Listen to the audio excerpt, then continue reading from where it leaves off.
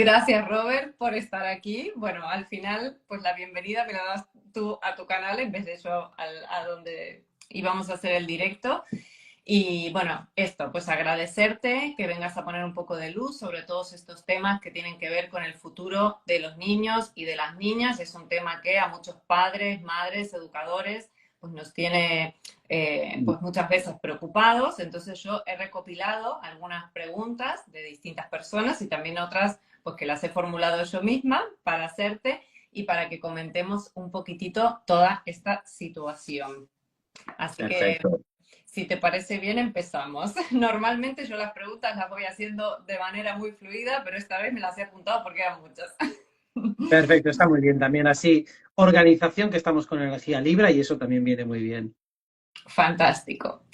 Me han preguntado, bueno, en primer lugar, ¿qué tan limitador o potenciador es hacer la carta natal a nuestros hijos? A ver, hacerlas en sí mismo es muy potenciador. Lo que ocurre es que todo depende también de la mirada que tenga el astrólogo, los prejuicios que pueda tener. O sea, que en un sentido dado, si el astrólogo tiene muchos prejuicios, tiene muchas creencias limitantes, pues obviamente puede condicionar negativamente la lectura de carta. O sea, que eso hay que considerar el factor humano. Si hablamos de la parte, o sea, digamos que la lectura es correcta, es buena, realmente es muy potenciador, porque realmente la carta lo que te está diciendo es cuál es la esencia del niño o de la niña, o sea, te está diciendo cuál es la estructura base. Si respetas eso no te puedes equivocar. Si respetas lo que el individuo trae esencial y estructuralmente, no habrá error. Otra cosa es, claro, cuando hacemos una carta a un bebé, por ejemplo, y proyectamos, por ejemplo, futuras profesiones, tenemos que intuir el mercado laboral dentro de 20 años, que a saber cómo va a ser. O sea, es tremendo, eso es muy complicado. Entonces, hay que tener en cuenta esa limitación cognitiva y predictiva que tenemos cuando nos proyectamos 20 años vista. Entonces, más o menos tratamos de proyectar lo que va a ser un futuro profesional parecido al que conocemos, pero ignoramos completamente cómo será ese entorno concreto. Entonces, realmente, hacer la carta a un niño para mí siempre es positivo, siempre es inteligente, siempre es apropiado, y si se la haces con más de un astrólogo, mejor, sobre todo para ver en qué puntos hay confluencias y demás.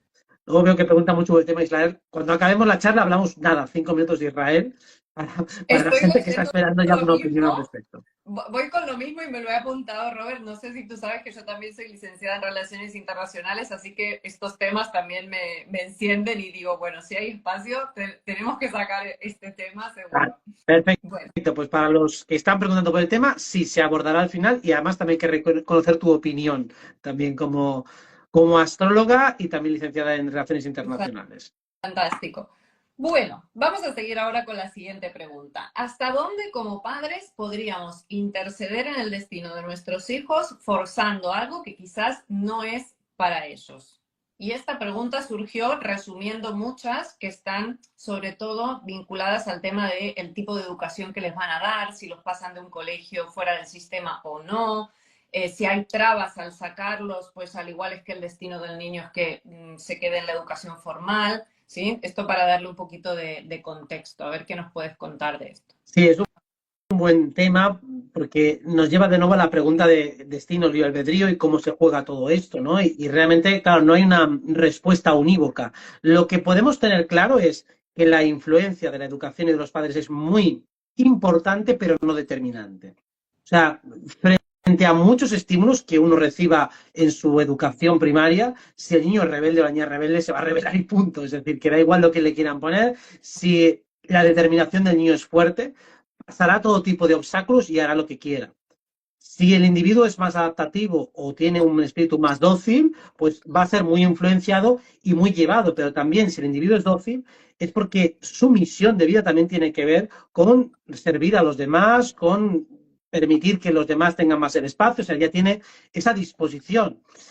Entonces, todo influye porque todo te permea culturalmente, pero realmente lo interesante es dotar al niño de elementos de juicio para que pueda tomar decisiones en los ámbitos en los que pueda tomarlo. Y no en los ámbitos en los que, por supuesto, por falta de conocimiento, criterio y experiencia vital, no puede. Entonces, cuando decimos vamos a respetar la voluntad del niño, primero es vamos a hacerle entender al niño dentro de su capacidad cognitiva y delineativa hasta dónde puede decidir y respetar eso en la medida de lo posible. Entonces, una educación que le agrega al individuo más conocimiento sobre el mundo del equilibrio siempre será positiva. Saber si es mejor una libre o demás depende mucho del niño, también de las circunstancias, de los padres, entonces no se puede dar una respuesta universal para todo. Por cortarlo por algún lugar, yo diría mejor tirar hacia una escuela más alternativa, más libre, como genérico, como general, porque la escuela del sistema, pues ahora mismo está para el arrastre, pero si no hay más remedio, tampoco es una locura, tampoco está tan mal. A veces logísticamente te va mucho mejor, o es más barata, o ya tienes a tus otros hijos ahí metidos, o las razones que sean. O sea, si por logística la escuela ordinaria tradicional es la que puedes, tampoco es un drama. Tampoco vas a estropear al niño porque todos venimos de esa escuela y al final hemos hecho lo que hemos podido. O sea que, en ese sentido, no tengamos miedo de estropear al niño con una decisión así. Lo que, entre comillas, puede estropear al niño es no dedicarle suficiente tiempo, suficiente atención, suficiente amor y, sobre todo, no hablar con él. Porque la educación que recibía en una escuela es una, pero lo importante es la que recibe de los padres. Entonces, eso es lo que puede estropear, entre comillas, al niño. Que no le des la educación como padre o como madre que realmente el niño merece, que es para que tenga una mente flexible, abierta, para que busque información sobre sí mismo, para que cuestione la que le dan, etcétera, etcétera. O sea, también sería el criterio, ¿no? Quitar un poco ese poder que estamos poniendo en algo que es una estructura externa y centrarnos más en lo que sí podemos dar o nutrir, ¿no? A los hijos, que ahí sí que esa es la parte importante y que sí está bajo nuestro control, porque, ¿no? Absolutamente, absolutamente es eso. O sea, vamos a enfatizar siempre en aquella parte que sí que depende de nosotros y en aquella que delegamos, si bien es importante, nunca va a ser tan determinante como aquella en la que podemos estar machaconamente presentes siempre. Genial. Gracias, Robert. La próxima pregunta es, ¿cómo saber si mi hijo está afectado gravemente por algo energético? Aquí ya nos metemos en el terreno de las energías, la limpieza y todo esto que, bueno, a muchos de aquí nos apasiona. El principal elemento es saber que si los niños están con parasitaciones o ataques energéticos, casi siempre es por cuestiones contextuales, por algo que está en el contexto, algo que está o en la familia o en el entorno o con la gente con la que se relaciona. Rara vez un niño, salvo que ya nazca con alguna cuestión kármica que ya se tiene que ver de nacimiento, rara vez trae alguna problemática energética de base. O sea, que normalmente es lo que está en el ambiente, lo que el niño está absorbiendo y por lo tanto si hay peleas, hay discusiones, o a veces son los vecinos de arriba, los de abajo, o algo familiar, que es lo que el niño va a captar. Entonces, lo primero es tratar de que el ambiente sea saludable y armonioso, porque si hay una problemática energética, casi siempre va a ser de los padres o de la gente que está alrededor. Lo mismo se aplica a las mascotas. Si de repente el perro o el gato empieza a enfermar gravemente, casi siempre será algo que no están expresando los padres. Actúan un poco como para rayos energéticos. Pues los niños igual. Entonces, normalmente es algo que está en el ambiente, que puede estar en el colegio, puede estar con los compañeros, con los amigos. Y al fin y al cabo, tampoco hay que sobreprotegerles porque el niño tiene defensas psíquicas brutales. O sea, tiene una potencia energética tremenda y más bien lo que hay que enseñar es a defenderle y a darle herramientas e instrumentos para que pueda lidiar con ello, porque al fin y al cabo los niños no nacen cojos energéticamente precisamente, sino que nacen con superpoderes, con superpotencia, y más bien es la educación de adultos lo que nos hace perderla. O sea, no pensemos que el niño pobrecito no puede defenderse. Digo, el niño generalmente se puede defender mejor que el adulto está más hecho polvo. O sea, que realmente si dotamos al niño de fortaleza, tiene potencia energética por un tubo. En todo caso, le falta resistencia mental y psicológica, pero la energética es una barbaridad lo que tiene. Bueno, aquí ya está respondiendo a la siguiente pregunta, que era esta justamente, ¿no? Si hay que enseñar a los niños a que se hagan su limpieza, a que se protejan energéticamente, o es una labor que deberíamos hacer los padres, ¿no? Haciéndoles frecuencia, o sea, limpiezas frecuentes y cosas así para prevenir, ¿no? O protegerles el campo energético. Es mejor entonces que aprendan ellos, ¿verdad? Estos Sí, recursos. sí. Yo para mí creo que sería básico aprenderlo, normalizarlo y al igual que uno se acostumbra a ducharse, a lavarse, a tener hábitos de higiene a nivel físico, ¿por qué no a nivel energético? O sea, no entiendo por qué debería haber un tabú respecto a lo energético. Al igual que no tenemos un tabú respecto a lo físico, por lo menos lo elemental, yo le enseñas a lavarse los dientes, a ducharse cuando empieza a tener cierta edad. O sea, si todo eso es perfectamente natural, ¿por qué no tener hábitos de limpieza energética? Que además son bastante intuitivos, bastante lógicos. Pues te visualizas una ducha de luz violeta, por ejemplo, pues cosas de estas que son súper sencillas, o te visualizas una burbuja de energía, o haces un decreto de soy luz, soy amor, no sé, lo que se te ocurre en aquel momento, pero algo que sea bastante lógico, bastante intuitivo, bastante bueno, bastante fácil de entender para el niño, que no le rechine, que no le parezca como un acto supersticioso y estúpido, sino que él realmente pueda comprobarlo, ¿no? Pues imagínate a ti mismo con una luz que te va rodeando y observa si esa luz se traba, si esa luz viaja fluidamente por las diferentes partes del cuerpo, o sea, cosas que son muy sencillas y muy básicas que podemos hacer los adultos cuando trabajamos en temas energéticos, los niños igual. ¿Que los padres le pueden ayudar también? Pues ¿por qué no? No es tampoco incompatible una cosa con la otra, pero mejor que sean, en la medida de lo posible, cuanto más autosuficientes mejor.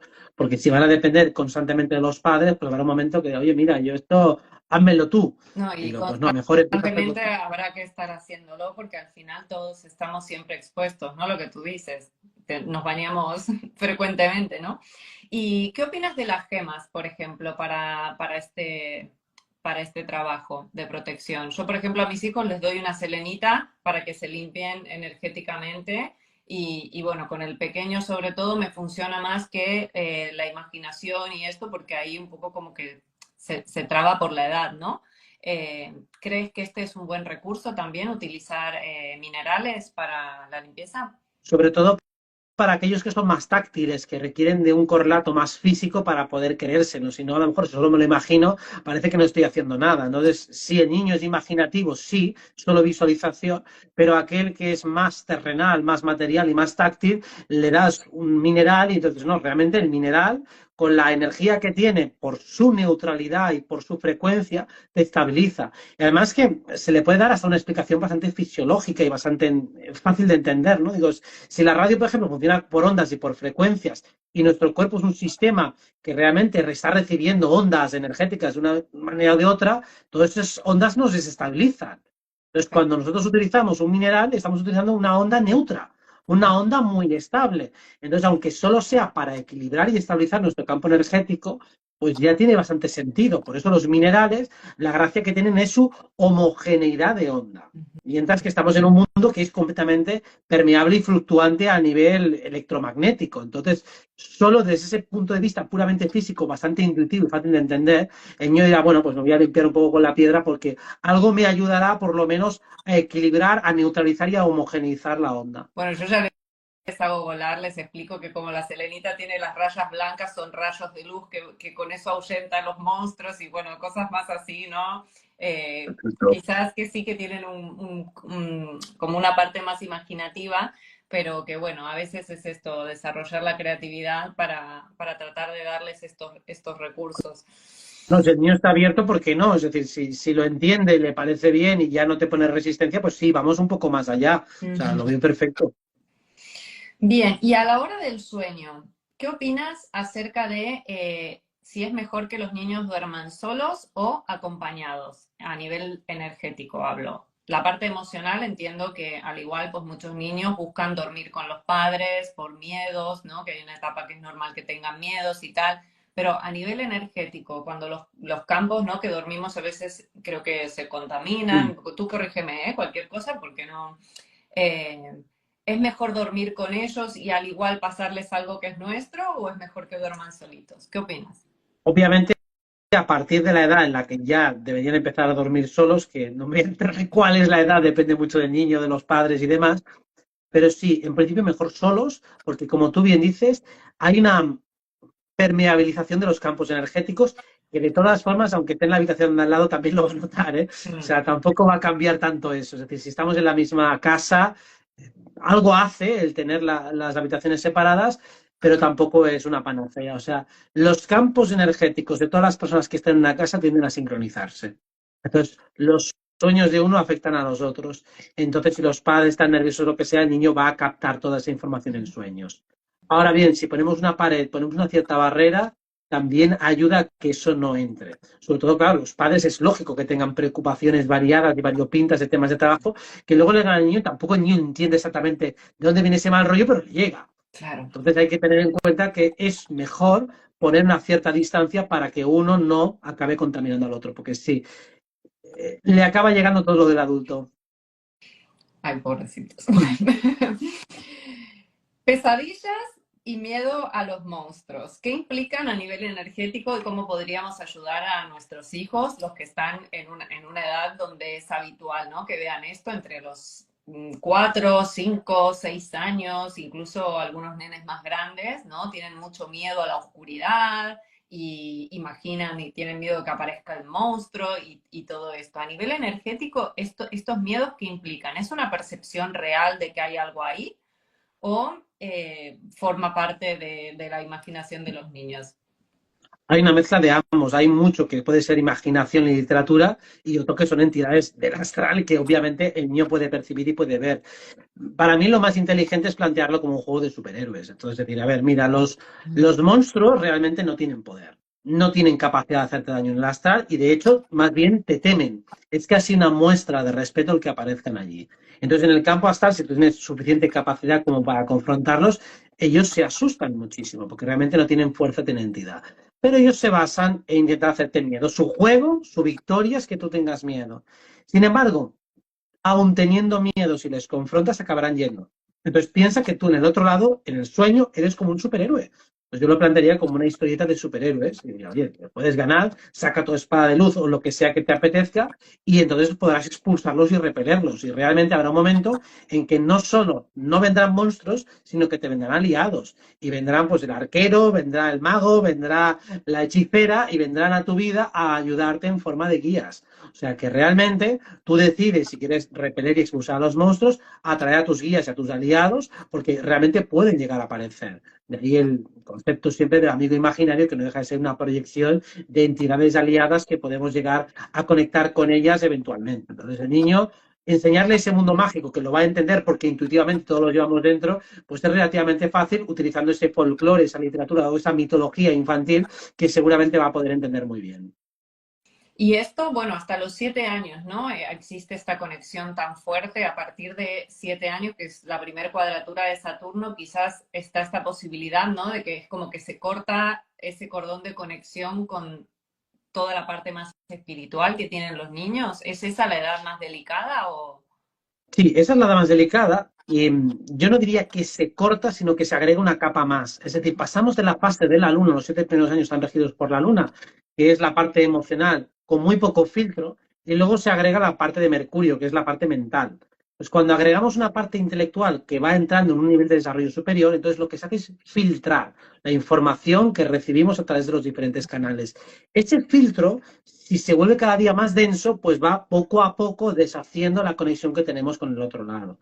Por eso las personas que no desarrollan demasiado la esfera mental, la esfera intelectual, que no se bombardean con datos a sí mismas, pues mantienen siempre la conexión. Y lo mismo, aquel que aprende a relajar la mente, a flexibilizarla, a tener una mente más abierta, puede volver otra vez a reconectarse con ese mundo invisible. Por eso todo es la relación entre el corazón y la mente, entre los 7 y los 8 años, por así decirlo, en esa transición, cuando realmente nosotros tenemos la sensibilidad del niño, de los 7 primeros años, la conexión con la luna, la parte emocional, y luego le agregamos la parte mental, que es la interpretación de los hechos. En lugar de cerrar nuestra mente, la seguimos abriendo, pero le damos un poco más de control, de coherencia, de concordancia. Pero realmente no es que se corte, sino que simplemente agregamos una capa de densidad. Y si esa capa es demasiado densa, entonces sí que se corta la conexión, sí que se impide, precisamente porque se crea una barrera entre una y la otra. Pero esa barrera se puede deshacer en cuanto uno empieza a abrir la mente y dejar abierto el O corazón. sea que en esta etapa es interesante que tanto padres, madres y educadores, ¿no? Cuidemos un poquitito este desarrollo mental para que no se genere esa capa tan densa. Es Eh, cuando en el colegio empiezan ya a martillarle y a adoctrinarle al máximo con tonterías y es con justo la ideas. etapa que se les exige ser más adultos, la responsabilidad, las tareas, las evaluaciones, todo. Pasan a primaria, dejan de ser niños achuchables y, bueno, eh, todo esto que ya conocemos. Robert, ¿qué opinas? Acá voy a abrir un melonazo del acceso a la tecnología en los niños? A ver, yo pienso que no es tan preocupante en el sentido de que si nosotros nos retrotraemos, por lo menos los que tenemos tu edad y la mía, también en mi casa siempre estaba de alguna manera u otra o la televisión abierta o la radio o lo que sea casi siempre había un dispositivo tecnológico y electrónico que colmaba bastante atención. Sí, a veces estábamos leyendo y demás, pero era bastante habitual que estuviera el televisor encendido y creo que en mi casa y en la mayoría de las casas pasaba esto. Entonces somos una generación que hemos crecido con la tecnología, no con la misma tecnología, pero sí con tecnología y sí con pantallas. Que hubiera una pantalla para todos o una para cada uno tampoco cambia tanto la ecuación, tampoco es tan diferente. Y además, el mundo que se van a encontrar es un mundo muy marcado por la tecnología. Entonces, aquí la cuestión es cuánto tiempo se consume tecnología. Incluso, ya no solo como niños, sino como adultos. ¿Cuánto tiempo dedico a mirar el móvil o ordenador? Si dedico muchas horas, ¿con qué autoridad moral a tu hijo le vas a decir, oye, tú dedica menos y tú estás todo el día enganchado? Pues entonces, si se crean hábitos que sean inteligentes y sobre todo agradables fuera de la tecnología, eso es lo que va a hacer que el niño no acabe adicto. O sea, ahí también que se convierta en un reto para el adulto. Si realmente el móvil o la tablet o lo que sea le está proporcionando al niño una diversión muy superior a la que se le puede proporcionar fuera, entonces hay un problema allí. Y digo, vale, pues si yo consigo llevar al niño al parque y hacer que disfrute, que se lo pase bien con juegos, entonces no va a añorar la tecnología. Entonces ahí hay un reto también personal para decir, oye, yo tengo que conseguir ganarme al niño para que pueda disfrutar fuera o me lo llevo a hacer deporte y que se disfrute hasta que encuentre cuál es el deporte, cuál es la actividad, cuál es el hábito artístico, lo que sea que le guste más que la tecnología. ¿Por qué? Para que realmente escoja libremente. No tengo ganas de estar tanto rato con el móvil. Quiero hacer otras cosas porque me apetece. No simplemente porque se lo hemos impuesto, porque no es para ti, porque si no, al final lo que va a hacer es todavía sobrevalorarlo más y querer pasarse todo el día con el móvil porque tiene anhelo de ello, porque es mucho más divertido que la otra porquería que le estás dando. Entonces, tenemos que ser, bueno, no me incluyo aquí, pero figuradamente, como padres, como educadores o con lo que sean, lo suficientemente buenos para dotarle de alternativas que sean mejores al móvil, para que no escoja el móvil o que lo tenga un ratito al día, pero no desde luego todo el día. Claro. Sí, porque también es como encapsularse, ¿no? Como si fuera una, aparte de una adicción, es como desconectarse de la realidad, meterse en un mundo, ¿no? Demasiado neptuniano también, un poco, ¿no? Y desconectar de lo que está pasando aquí ahora. Y no deja de ser también como si fuera la, bueno, la publicidad, o sea, puede entrarles a partir de las pantallas un montón de información en el subconsciente, ¿no? Que bueno, que es bueno, quizás mucha más que la que nosotros hemos tenido. No, Sí, quizá un es poco como más excesivo. invasiva, un poco más abusiva, pero nosotros hemos tragado publicidad de televisión también para aburrir. Quiero decir que podemos hasta tatarear anuncios de nuestra época y ahora casi no vemos anuncios de televisión. La mayoría no tenemos televisión, no la vemos, pero es igual, te la comes con el móvil, te la comes con YouTube, te la comes como sea. Yo no veo que sea especialmente más delicado de lo que fue en nuestra época. Sí que quizá es más espectacular por el hecho de que el smartphone y la tablet marcan un poco la diferencia, pero no deja de ser la tele. O sea, si antes estábamos, yo qué sé, 4 horas viendo la tele, pues ¿qué más da 4 horas viendo la tablet? No es tan diferente. No, pero es la inmediatez, porque muchas de estas pantallas, claro, van pasando y al final Eso es como que no les gusta ninguna y van tac, tac, tac, tac, tac, tac, y acaban con unos estados de euforia, bueno, que parecen poseídos a veces, ¿sabes? sí, Pero esto ya sería un síntoma de adicción, ¿verdad? O sea, ya esto sería cuando el niño está totalmente adicto al tema. sí. Y eso también depende de la naturaleza de las actividades que estén haciendo con la tablet con el móvil. Si están pasando de una cosa por la otra, es que porque tampoco saben ni lo que están buscando. Entonces ahí se les supervisa, tío, no vas a ver un vídeo, pero te voy a dejar el vídeo 1 hora, por ejemplo. Te pongo una película, perfecto, pues una película. Pero que me esté cambiando de vídeo a vídeo en YouTube, digo, no, así no vamos Claro. bien. Me O sea, escoges, tecnología sí, pero limitada. claro. Es decir, sí, si quieres jugar a un juego, te pongo un juego, pero no me cambies cada 5 minutos de juego. Con Claro. este juego te lo pasas. Entonces ahí, cuando ya ves en un momento dado que el juego es retador, que te lo pones cada vez más difícil, al final el niño acaba abandonando el videojuego porque ve que es complicado, que le exige esfuerzos mentales, entonces lo deja por hartazgo. Pero claro, si cada vez que se aburre un juego, cada 30 segundos cambia a otro, eso es lo que le crea un patrón adictivo, donde está buscando una gratificación fácil y eso es lo que le crea el problema. Ahora no, ahora te pongo con el juego, ahora te lo pasas. venga, tenga un rato. Al momento que lo dejará él porque quiere, digo, ya no quiero jugar más, me he cansado porque es difícil, perfecto, pues entonces ya dejará la tablet él solo porque le apetece. Claro, lo suyo sería la condición, ¿no? Vale, pues tienes el móvil tanto rato, pero tienes que escoger un juego desde que empiezas hasta que terminas. Y no se puede cambiar, ¿no? Por ejemplo, para Por ejemplo. Sí, establecer entonces, una norma. sí, jugar todo el rato con las normativas, o sea, como en cualquier juego hay que poner unas reglas. Entonces digo, sí, sí, yo te dejo jugar, pero con estas reglas. Si respetas las reglas, puedes jugar. Ahora, no puedes hacerlo de cualquier manera. ¿Por qué? Por tu protección y por tu salud mental. Y digo, y no porque seas niño, si a un adulto básicamente le recomendaría lo mismo. Tal cual. Si es que muchas veces sin darnos cuenta vamos mirando y tac, tac, tac. A mí me pasa que chequeo automáticamente todas las aplicaciones y de repente digo, ¿pero qué estoy haciendo? ¿Cuántos segundos pierdo al día? Doble chequeando, triple chequeando las cosas y no tiene sentido, ¿no? Al final podemos coger el móvil, usarlo para una función, revisar todo y aparcarlo. Pero el componente adictivo que tiene para todos, bueno, es lo que ya comentamos, ¿no? Vale, pues entonces esto, tecnología sí, pero con límites sanos. ¿Qué sistema educativo es el más apropiado según tu criterio? Que les prepare para el futuro. Yo casi diría radicalmente ninguno, ningún sistema educativo, por lo menos de los que existen está claro que ninguno, pero lo más parecido es una escuela libre, una escuela Waldorf, una Montessori, serían los que más se aproximan por lo menos a lo que sería para mí una buena educación o directamente la educación con los padres, o sea, que le eduquen los padres y punto, que no vaya a la escuela, sino que le eduquen los propios padres y obviamente estos que tuvieran suficiente respeto y conocimiento del niño. Para mí, lo importante de una educación sería conoce bien al niño que estás educando. Por eso para mí la astrología es importante. O sea, conócele bien y también conoce el medio que se está enfrentando él. Conoce bien a qué se va a enfrentar en esta vida, qué tipo de desafíos puede tener, los desafíos sociales, desafíos profesionales, y tratar de darle aquellas materias que sabes que más le van a ayudar en la vida. O sea, prácticamente lo que más podría echar en falta en la escolarización que hemos tenido nosotros son materias fundamentales que nunca se impartieron. Pues esas son las que hay que empezar a enseñar. Pues derecho, economía, primeros auxilios, temas de salud, de nutrición, de inteligencia emocional, de psicología, de filosofía, de metafísica. Bueno, pues todos esos temas que no se tocan jamás. Y dentro de la matemática podríamos entrar a perfeccionar mucho todo lo que son reglas de tres, cálculos y operaciones estadísticas, o sea, todo aquello que sí que se puede utilizar mucho en lo que es la vida O cotidiana, hacer Hacienda, razonamientos que te estadísticos. enseñen a hacer una declaración de la renta, por ejemplo, ¿no?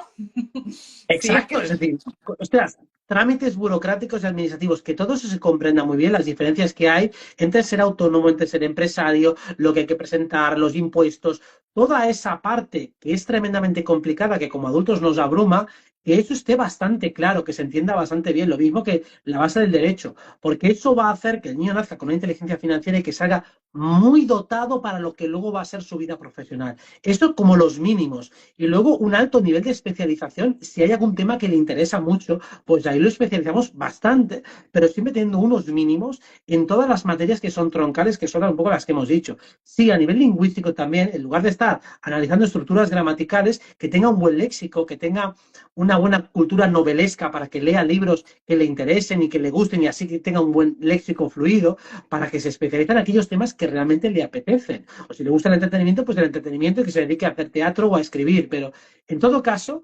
respetar mucho sus gustos, sus inclinaciones naturales, potenciarlas y darle los mínimos necesarios como kit de supervivencia para la jungla social que se va a enfrentar en el adelante. total. ¿Crees que es importante que los niños aprendan todo lo básico, por ejemplo, ¿no? De arreglar una tubería de la casa. Es que yo digo, hay cosas tan básicas que no se enseñan en el cole. Lo de primeros auxilios que decías, cómo atender una herida, cómo, ¿no? Hacer estos masajes cardíacos.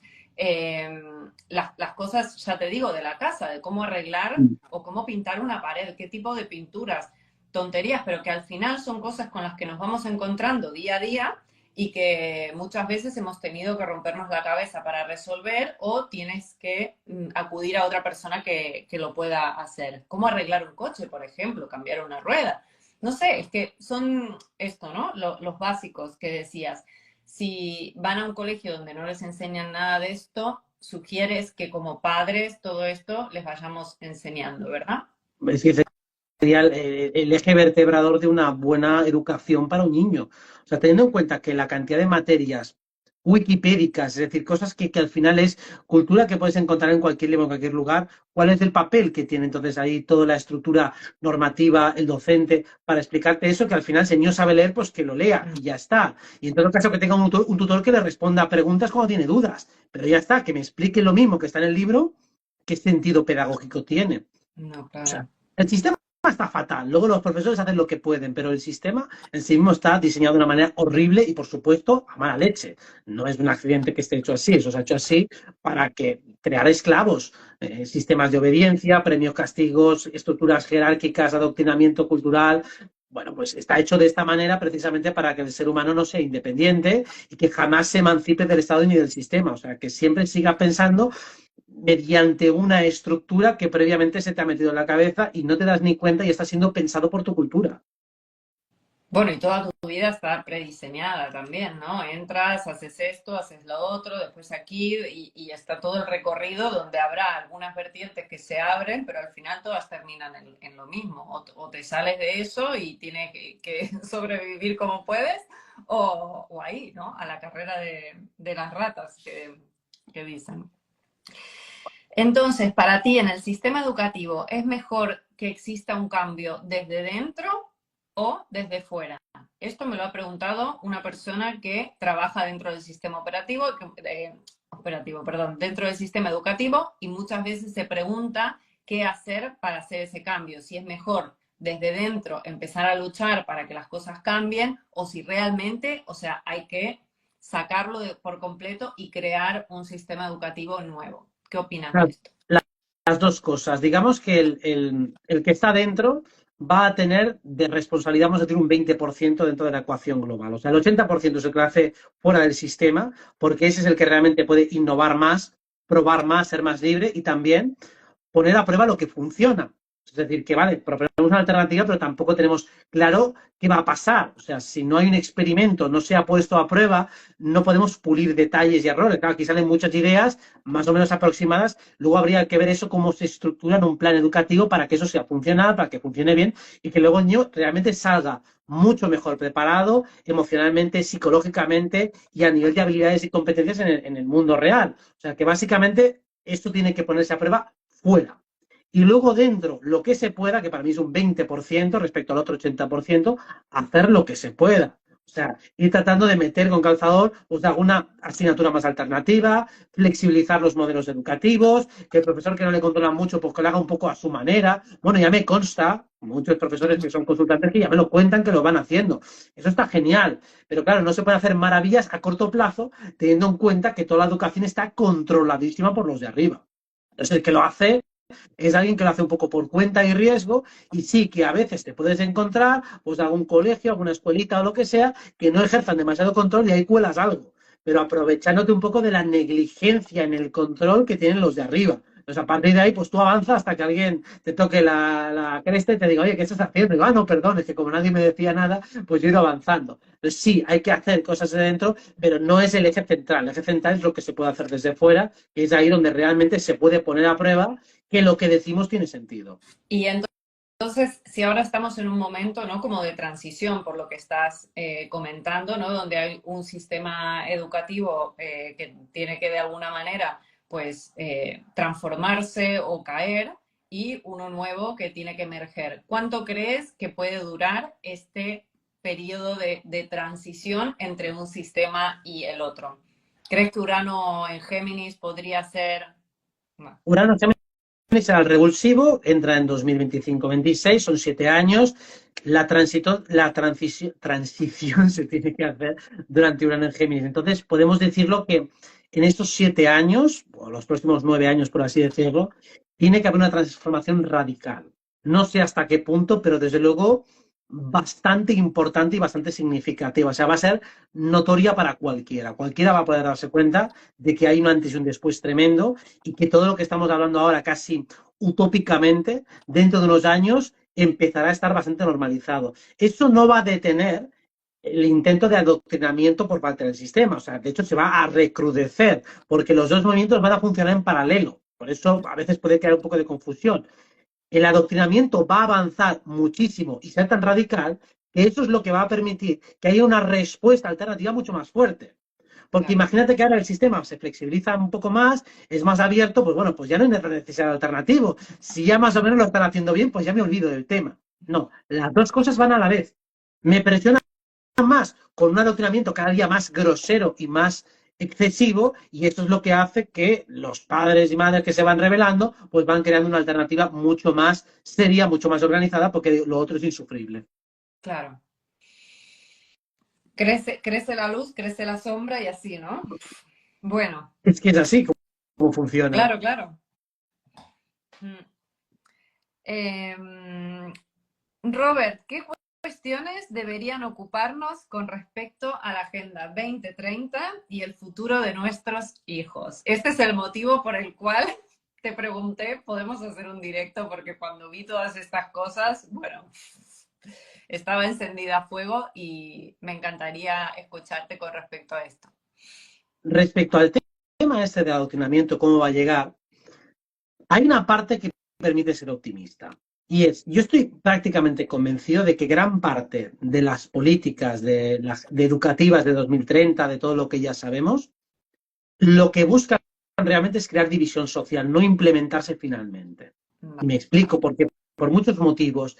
Primero es porque hay una incompatibilidad manifiesta entre una promoción que se está haciendo culturalmente, por ejemplo, del Islam, de una migración masiva, y luego las políticas LGTBI. O sea, la gente que viene del mundo islamista, donde prácticamente ser homosexual es pena capital, ¿cómo va a encajar luego que al niño le estén adoctrinando de una manera donde, bueno, se permite, que cosa que me parece perfectamente genial, la homosexualidad, pero es muy incompatible con las culturas de las que ellos vienen? Entonces no puedes promocionar dos culturas al mismo tiempo que están en franca contradicción. Lo mismo la transexualidad y demás. Pero yo lo que creo es que lo que buscan es crear un choque. También aquí, todo lo que son religiones, católicos y demás, también están en contra, están oponiendo. Entonces ellos no van abiertamente en contra de ninguna religión, de hecho incluso promocionan el Islam y al mismo tiempo algo que es totalmente antirreligioso. Entonces, lo que yo creo que buscan es un choque de trenes. No creo que venga toda esa política para quedarse. Pensemos en Estados Unidos, que es un poco la cuna de este mundo del no binario y demás, y son tremendamente cristianos y va completamente en contra de una cosa de la otra. Entonces, eso es para crear un choque entre la izquierda y la derecha. Bueno, lo que queda de esa izquierda y de esa derecha ideológicas. Entonces, eso nunca va a avanzar demasiado porque ya hay una oposición controlada dentro del sistema que es la derecha. La derecha va a defender un rol más conservador, la izquierda un rol más progresista, y ahí es donde van a mantener a la gente enredada. Entonces, yo no tengo nada de miedo respecto a que esto vaya a cuajar muy a largo plazo, primero porque es muy contrainstintivo y muy contraintuitivo, y segundo porque ya la propia derecha del sistema se va a oponer. Y de ahí que entonces es la manera de que la disidencia se aglutine en el voto a la derecha, pensando a la derecha me está defendiendo de algo fundamental de la agenda. Digo, para mí no es un tema fundamental de la agenda. Para mí eso es simple distracción, porque los otros temas son aquellos en los que la izquierda y la derecha están de acuerdo. Pero si la derecha y la izquierda están en desacuerdo, entonces es un tema de distracción. Y aquí Claro. tenemos a la derecha en general oponiéndose a todas estas políticas. Es verdad que voy detectando en muchas de las noticias y todo esto cierto afán por generar conflicto, ¿no? Al final, pues esto, ¿no? Divide y reinarás. Exacto. Entonces, si hay una división, o sea, si todo el tema LGTBI, todo lo que trae, tiene mucha gente en oposición, pero de base, porque es lógico, o sea, es completamente forzado, impostado, o sea, si el tema va de respetar a los demás, respeta y ya está, no tenemos por qué abanderar nada, respeta a todos los seres humanos, punto. Ya está. Y si alguien hace algo delictivo, denúnciale, pero no necesitas faltar el respeto. De hecho, hasta en un juzgado, si denuncias a alguien, tienes que darle con respeto, aunque vayas a condenarle a una pena de cadena perpetua. O sea, el respeto siempre tiene que estar, esté como esté. Entonces no necesitas abanderar nada. Entonces siempre habrá una oposición natural dentro del sistema y ese es un tema suficientemente controvertido como para que el propio sistema no deje que avance. Por eso, para mí es un tema que está diseñado para distraer, pero no me preocupa lo más mínimo y no creo que esto vaya a recorrerse tanto tiempo y además siempre habrá un porcentaje importante de la población que va a estar Que en no, contra, niños incluidos. Entonces, esto no tiene me cuajo. consta de que hay colegios, por ejemplo, en los cuales ya desde muy pequeños a los niños 4 o 5 años, por ejemplo, les preguntan, ¿te sientes niña? ¿Te sientes niño? Claro, y a esas edades al igual no existe ninguna conciencia de niño, niña, ¿no? Es como lo de los colores, este color es de niño, este color es de niño, ¿no? Y es como ya ponerles encima, ¿no? Un asunto, pues esto, ¿no? A niños que al igual ni siquiera saben de qué se Claro, está claro que no. tratando. O sea, me refiero, es una aberración tan obvia que mucha gente ya se está rebotando. A eso es a lo que me refiero. Que es tan descarado, es tan bestia, es tan abusivo, tan invasivo, Mm. que hasta la gente más normal y corriente, la mayoría se están diciendo, oye, esto, la voluntad del niño está viciada. O sea, un niño no tiene capacidad para tomar ese tipo de decisiones porque no tiene conocimiento. ¿Cómo va a saber lo que es un niño y es una Y niña? que no quita que haya casos así Claro, debamos incluirlos, ¿no? Porque yo digo, bueno, al final la inclusión es incluir, pero no estar como a la búsqueda de, bueno, incluyamos a todos, ¿no? Porque entonces al final, pues esto, pero que cada uno lo haga, pero cuando ya realmente, sin tener presiones externas, sin tener un condicionamiento obvio y notorio, oye, que el niño, cuando sea adulto, que decida lo que le dé la gana. Perfecto. Pero claro, cuando hay una promoción tan descarada, digo, ahí estás condicionando y viciando la voluntad. Entonces, cuando hay un vicio de la voluntad, porque ha habido un condicionamiento previo casi coactivo, y más a un niño que todavía no tiene ni siquiera criterio para poder decidir, hombre, pues total. evidentemente es una voluntad Bueno, y viciadísima. de aquí yo también tengo información de niños relativamente jóvenes que incluso aprovechan todo esto para hormonarles, operarles y después todo esto, claro, afecta también a la reproducción, a la fertilidad, a un montón de cosas. Y aquí viene lo que te digo que ya es, bueno, es un tema que me da vueltas por la cabeza y quería conocer tu opinión, es simplemente una intuición si todos estos asuntos que se van planteando tienen que ver en última instancia, ¿no? Con que no podamos reproducirnos naturalmente como especie y que finalmente acabemos como dependiendo de esos vientres externos que ya están promocionando, lo van como soltando así, y claro, eso implicaría ya directamente el tema emocional, ¿no? El vínculo madre-hijo, todo esto se perdería lógicamente, pero además daría lugar a una manipulación y a un control genético total. Bueno, estas ideas se me van cruzando a veces y quería conocer tu opinión de esto. Todo apunta a que eso es parte de la agenda, eso sí, o sea, que realmente se intenta penalizar la reproducción biológica, eso es evidente, y además hay muchísimo también primado negativo, como decía Enrique, al respecto. O sea, en muchas películas ese tema ya se trata, en mucha literatura también, o sea que parece claro que es uno de los intereses de la agenda, todo lo que implique desvirtuar el vínculo entre individuos, sea familiares, sea de pareja, sea padre-hijo, madre-hijo, o sea, todo eso trata de desvirtuarse y de que sea siempre el Estado, es decir, ellos, los que intercedan e intermedien en todas las relaciones. Entonces, eso siempre está dentro del plan para ejercer más control. Y evidentemente, si ellos pueden manipular el proceso de gestación, de creación y demás, ellos tienen más control y más dominio. Claro, si uno tiene pues, sus hijos en su casa y tiene una comadrona que contrata, además, ellos no tienen nada que hacer, nada que decir. O sea, ellos lo que quieren es supervisarlo todo, controlarlo todo, porque si ellos tienen el control de todo, entonces también tienen el poder sobre todo.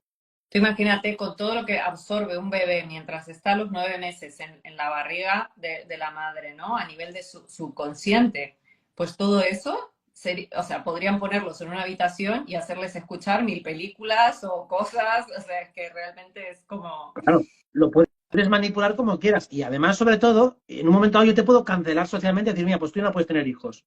O sea, como no puedes tenerlos biológicamente, pues yo te retiro un derecho, o sea, los derechos te los retiro y a lo mejor por un crimen o por lo que sea, por desobediencia, pues ya tú está prohibido y como ya no tienes la posibilidad de tenerlos biológicamente, pues artificialmente dependerás de unos permisos. Como esos permisos los controlan ellos, pues puede haber un mercado negro, sobornos, etcétera, etcétera, De etcétera. O todo. sea, una distopía de manual, por supuesto. Yo lo veo por ahí y también lo veo porque he tenido muchos casos de consultas de chicas jóvenes en buena situación de salud y todo, que no pueden quedarse embarazadas. Yo creo que también esto podría ser una consecuencia de el pinchazo aquel, ¿no?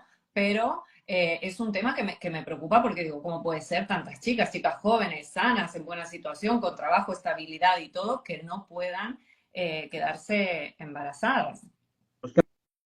Ahí ya podemos entender que hay diferentes elementos seguramente exógenos que han sido o introducidos al cuerpo, como bien ya apuntas, o que han llegado por otras ondas o por donde sea, pero que están alterando la biología del individuo. Entonces, todo eso está afectando, porque sí que es verdad que hay muchos más casos de infertilidad que no tienen ningún sentido cuando se da en mujeres jóvenes en edad fértil, con buena salud. Digo, bueno, entonces esa buena salud hay que entrecomillarla. Ya, sí, porque donde consumamos o lo que hagamos podemos hacer más o menos conciencia, pero al Mm. final sabemos, ¿no? Que si tiran cosas y todo, pues es el aire que respiramos, ¿no? A no ser que vayamos con una máscara con filtros anti todo, pues es el aire que nos toca y el agua que nos toca y todo, ¿no? Así que bueno, Robert, he terminado con toda la lista de preguntas. Pensé en un momento que no íbamos a llegar, ¿eh? Cuando vi tantas, digo, uy, uy, uy, madre, a ver cómo lo hacemos. Y fíjate que estamos a horario, así que no sé si tienes ganas de comentar alguna cosa con respecto a lo de Israel, que estaban preguntando al principio. Si quieres contar Vamos a ello. qué opinas de esta situación, qué te llega a nivel energético y también a nivel político y social. Vale, vamos a ir un poco por capas y rápido y luego también me gustaría conocer tu opinión al respecto. A ver, astrológicamente estamos cerca del eclipse, o sea, el eclipse es en 4 días contados. Tenemos un aspecto bastante interesante que es Marte con el nodo sur cuadratura a Plutón, que es una posición violenta. Cuando empezó lo de Ucrania, Marte y Plutón estaban conjuntos, ahora están en tensión otra vez, con lo cual hay un hecho violento que es incontrovertible. O sea, hemos visto que han matado gente, han secuestrado gente, esos son los hechos. Ahora, ¿qué ha pasado realmente? ¿Quién ha provocado esto? Ya lo podemos intuir, que esto, como siempre, es un ataque de falsa bandera. Es decir, que alguien ha permitido que esto suceda, no es un conflicto del país A ataca B o lo bueno contra lo malo, sino no. Todos están dirigidos por la misma gentuza. Yo creo que a estas alturas de la película el análisis sociológico y politológico es muy sencillo. Hay alguien que ha permitido que eso suceda y se pretende, como siempre, que nos posicionemos en un bando o en otro. No hay dos bandos. Hay un bando que es el que dirige todo ese tipo de operaciones. Entonces, pensar que unos son los buenos y otros son los malos es quedarse en una película que, por supuesto, ya ha quedado acreditadísimo que no funciona de esta manera. Yo coincido contigo. La verdad es que lo primero que me llegó, aparte de una reacción física muy fuerte, porque nuestro cuerpo reacciona, es inevitable. O sea, te enteras de eso, ves, y uno, inevitablemente el cuerpo, esto que dices, ¿no? Como que, y enseguida te empiezas a cargar de odio porque te enchufas a esa frecuencia de energía de eso que te están comunicando y es como, y salirse de ahí y trabajar la compasión, primero darse cuenta de la ilusión y del velo, ¿no? Y después trabajarse la compasión y bajar esos niveles como de rechazo, de odio que te puede generar, pues es un trabajo individual que tendríamos que estar ahora mismo, yo creo, haciendo todos. A mí mi percepción en esto, es que están creando un escenario para avivar los conflictos porque, bueno, pues yo qué sé, tienen ganas de sacar dinero de ahí, tienen ganas de entretenernos en eso mientras están haciendo todas las otras manipulaciones, ¿no?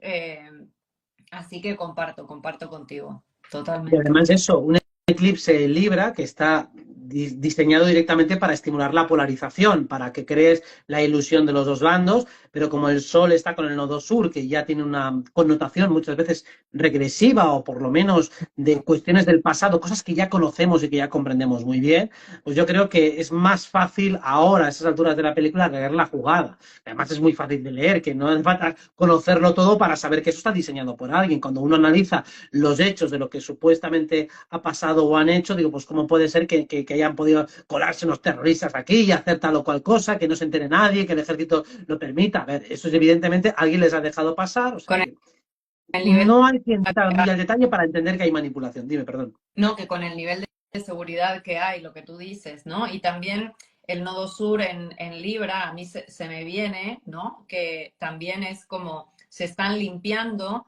esas falsas armonías también, ¿no? O sea, en teoría ese era un territorio que dentro de todo, bueno, pues algún conflicto, lo que sea, pero había un equilibrio y pasa el nodo sur por ahí y dice, equilibrio nada, ¿no? Y se desequilibra todo porque toca, pues, Aries Y Sí. Aries pues Bueno, implica enfrentamiento y implica que ahí ese supuesto equilibrio en realidad tampoco era una solución real a este conflicto que para mí ya es un conflicto ya originado, montado por las superpotencias, o sea, porque todos los acuerdos sobre esa zona, bueno, tienen mucha tela, mucha historia y no han sido creados ni por Israel ni por Palestina, ¿no? O sea que, bueno.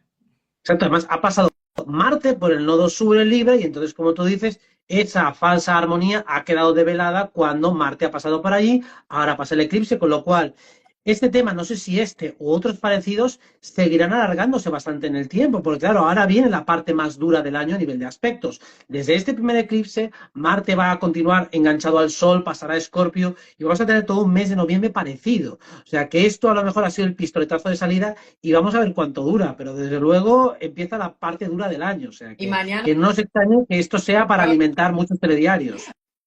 ay, perdón, hubo delay.